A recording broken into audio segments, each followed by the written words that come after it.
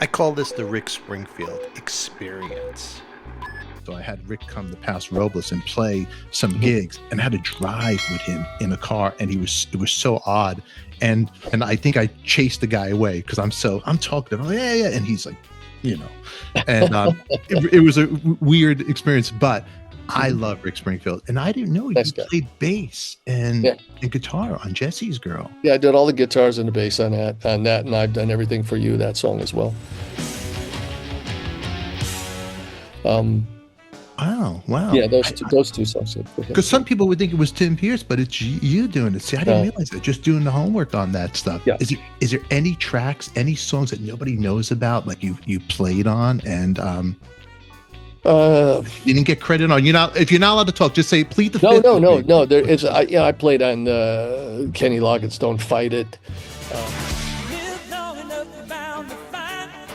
But that's all credit stuff. And Rick, I have the credit on the record and stuff for Rick Springfield. But and Rick is a super nice guy, and I know him and his family really well for as many years as it was since we did that record. Right? He's a dear friend and great guy, and sensitive guy.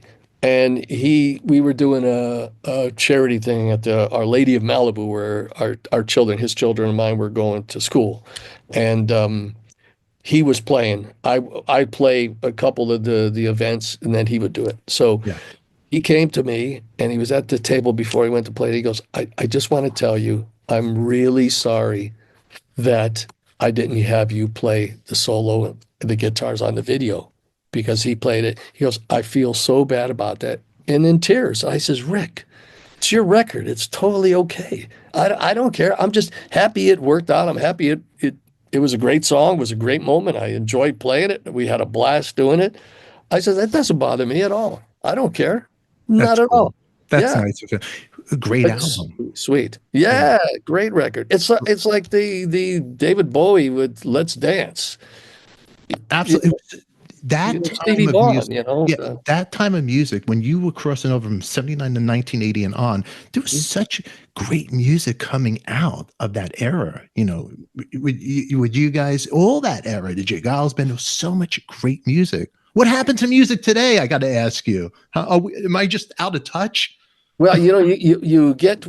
I think there's some great stuff. I really do. I think Jack White is always on the pulse of being right, almost most of the time. He's adventurous. He always was. He stayed true to who he was, and he expands that. I think the Black Keys are Auerbach. I think those guys do great work. There's a lot of. I think there's some great stuff around. But I think the problem. Part of the problem is when too much technology gets in the way, and it's too easy, and that's a problem. Pro Tools became the safety net. Yeah. I mean, and you could use Pro Tools, and you could be good with that, but don't put on the magnifying glass, and don't have a safety net. We had the buddy system always. I do guitar and drums together. If I screwed up, we do it again. If the drummer screwed up, we do it again. That's how we laid the tracks down. Almost everything was done that way. And then I'd overdub the bass. Yeah. Then I'd overdub the vocal. But the vocal would sing. Patricia would sing in the live. So would Rick Springfield. So did John Waite. The record I did with him, produced him. Steve Forbert, Del Lords, on and on. Yeah. Del Lords, cool band. Great band. Make sure to go in our description down below to check out 3 Chord and My Grandma and Grandpa Rock, a new book by Neil and Pat. Join us in members only. You can catch this episode right now unedited. And make sure to check out the podcast streaming on iHeartRadio, Apple Podcasts, Spotify, and YouTube Music. Until then, we'll catch you all later. We have more of my conversation coming your way with Neil, so don't forget to subscribe and hit that notifications tab so you don't miss it. Now click here for our next episode. Who loves you, baby? We do. Thanks for watching.